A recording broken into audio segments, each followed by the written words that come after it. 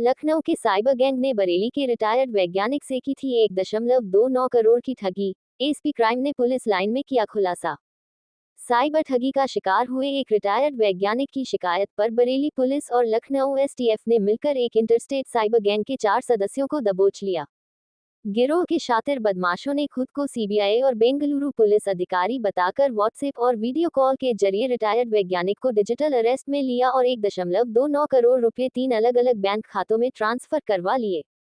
Cyber ठगी का शिकार हुए एक रिटायर्ड वैज्ञानिक की शिकायत पर बरेली पुलिस और लखनऊ एसटीएफ ने मिलकर एक इंटरस्टेट साइबर गैंग के 4 सदस्यों को दबोच लिया।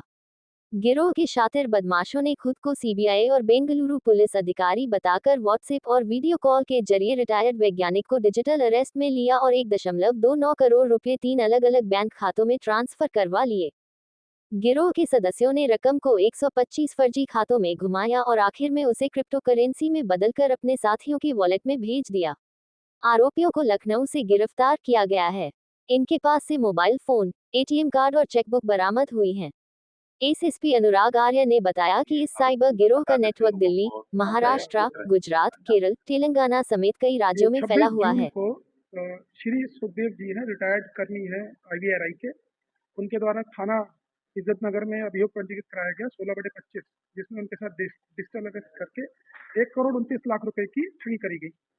जब इस अभियोग की विवेचना साइबर थाने द्वारा करी गई और उसमें विवेचना से कार्रवाई के दौरान कुछ अकाउंट ट्रेस करे गए, जिसमें लखनऊ के कुछ म्यूल अकाउंट भी सामने आए, जिनमें अग्रिम कार्रवाई करते हुए अपने साइबर थाना बरेली व एसटीएफ लखनऊ द्वारा जो है 4 अभियुक्तों को गिरफ्तार करा गया है, जो म्यूल अकाउंट्स प्रोवाइड करते थे तथा साथ ही वो पैसा जो कैश निकालते थे उसको जो है जो विदेशों में बैठे हुए साइबर ठग हैं उनको क्रिप्टो में ट्रांसफर करके उनके पास पैसा पहुंचाते कितने लोग हैं इस गैंग में और कितनी बार किस खातों में ट्रांसफर की गई रकम जो 1,10,00,000 रुपए थी पहले?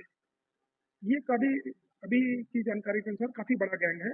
शुरुआती जिस अकाउंट में पैसे गए थे उसमें शुरू जो है उससे करीब 124 अकाउंट में मनी ट्रांसफ़र हुआ है और उसके बाद अलग-अलग लेवल पे अलग-अलग अकाउंट से के थ्रू होते हुए म्यूल अकाउंट से फाइनली पैसा जाके वहाँ से कैश विथड्रॉ हुआ।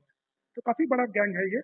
और जिस तरह से हम लोग जान रहे हैं कि इस तरह के गैंग जो है वो साउथ ईस्ट एशिया में बैठे हुए जो है जो अपराधी हैं उनके द्वारा जो है चलाया जा रहा है और भारत में जो लोग पैसे के लालच में उनके साथ जुड़े हुए हैं उनके द्वारा उनका सहयोग करते हुए ये अपराध को कारित करा जा रहा है। कौन से देश में भेजा जाता था पैसा, किस तरह से भेजते थे ये पूरा कहाँ ट्रांसफर अभी की जो जानकारी है उसके अनुसार जो है जो बीच में दो, एक तो मिडिल ईस्ट का एक कंट्री का नाम आ रहा है और साउथ ईस्ट एशिया के आ रहे हैं। हम लोग अभी उसमें जो है इंटेलिजेंस गैदरिंग कर रहे हैं और फर्दर कुछ एविडेंसेस हैं जिनके आधार पर आगे कार्रवाई करेंगे।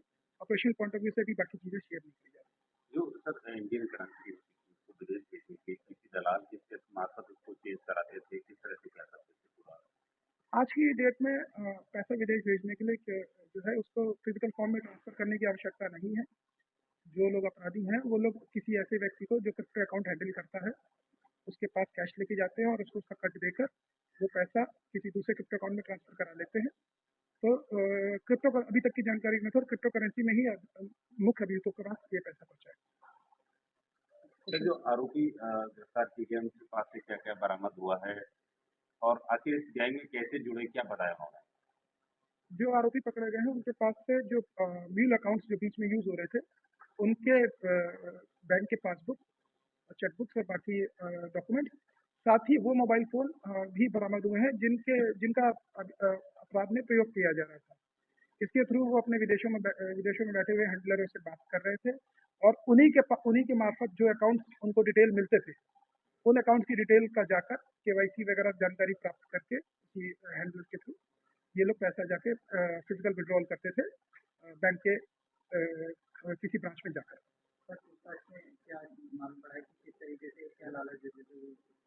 म्यूल अकाउंट होल्डर जो होते हैं उनको जो अमाउंट होता है ज़्यादातर वो लोग अपना अकाउंट किसी को किराए पे दे देते हैं कि इतना पैसा आएगा या हर महीने में इतना पैसा लूँगा, और या फिर जो है कट के हिसाब से कितना पैसा परसेंटेज के हिसाब से वो लोग जो है पैसा लेते हैं। सबका अलग अलग रोल रहता है। कुछ लोग जो डायरेक्टली इन्वॉल्व होते हैं वो हर अमाउंट के ट्रांजैक्शन के ऊपर पैसे लेते हैं और जो जिनको जानकारी नहीं होती है और उनको सिर्फ उनको छोटा सा लालच देके उनको फंसाया जाता है। वो लोग हर महीने अपना 5,000 10,000 रुपये लेकर जो है ये अपराध करते हैं। सबका अलग अलग है।